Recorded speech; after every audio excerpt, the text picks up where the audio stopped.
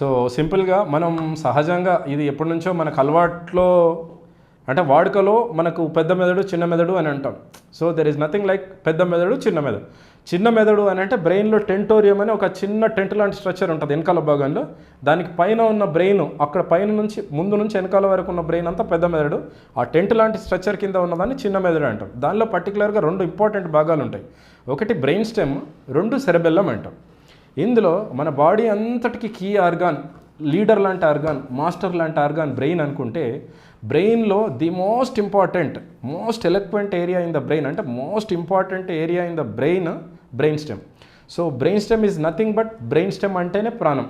Brain స్టెమ్లో మనకు గుండె కొట్టుకోవడానికి కావాల్సిన కార్డియాక్ సెంటర్ కానీ, రక్తనాళాల్లో ప్రెషర్ మెయింటైన్ చేయడానికి కావాల్సిన వాసోమోటార్ సెంటర్ కానీ, ఊపిరితిత్తుల పనితీరుకి సంబంధించిన రెస్పిరేటరీ సెంటర్ కానీ ఇవన్నీ బ్రెయిన్ స్టెమ్లోనే ఉంటాయి. సో ఎప్పుడైనా చిన్న మెదడులో పర్టికులర్గా ఈ బ్రెయిన్ స్టెమ్లో ఏదైనా బ్లీడింగ్ కానీ ఏదైనా ట్యూమర్ వచ్చినా, రక్తనాళాల బ్లాక్ అయినా, అక్కడ ఉండే రక్తనాళాల బ్లాక్ని పోస్టీరియర్ సర్క్యులేషన్ స్ట్రోక్ అంటాం.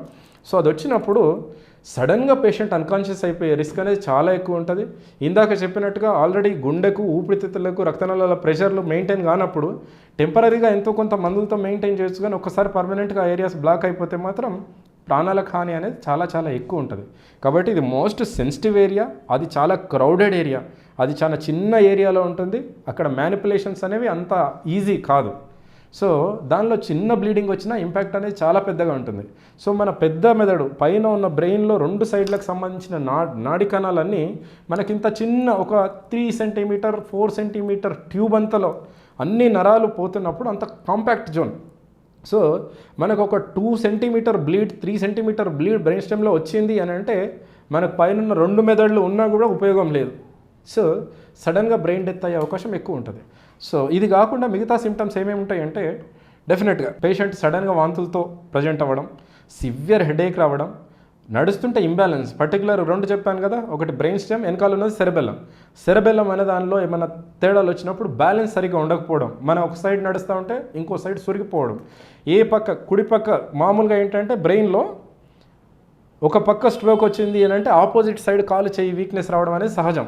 అదే చిన్న మెదడులో పర్టికులర్గా సెరెబెల్లం అనే ఏరియాలో బ్లాక్ వచ్చినా కూడా, బ్లీడింగ్ వచ్చినా కూడా కుడిపక్క ఎఫెక్ట్ అయితే కుడిపక్క భాగాలు ఎఫెక్ట్ అవ్వడం, ఎడం పక్క ఎఫెక్ట్ అవుతుంది, ఎడం పక్క స్ట్రోక్ వచ్చింది, బ్లీడింగ్ వచ్చింది, ఇన్ఫాక్ట్ వచ్చింది, ట్యూమర్ వచ్చినా ఆ పర్టికులర్గా ఆ రెస్పెక్టివ్ ఏరియాని ఎడం పక్కన బ్లాక్లు వచ్చినా, ఎడం పక్కన ఏదైనా ఇందాక చెప్పుకున్న లీజన్స్ ఏ వచ్చినా అటు సైడ్ పార్ట్స్ మాత్రమే ఎఫెక్ట్ అయ్యే అవకాశం ఉంటుంది. అండ్ ఇంకొకటి ఏంటి అని అంటే కళ్ళు తిరగడం, విపరీతమైన కళ్ళు తిరగడం, అండ్ బీపీ అనేది అన్కంట్రోల్డ్గా ఉండడం, సడన్ ఫ్లక్చుయేషన్స్, సడన్గా ఎక్కువ అవ్వడం తక్కువ అవ్వడం అనేది, అండ్ గుండెలో చేంజెస్ రావడం అనేది ఈ పోస్టీరియర్ ఫోసా లేదంటే చిన్న మెదడు ఎఫెక్ట్ అవ్వడం వల్ల కలిగే సహజమైన లక్షణాలు.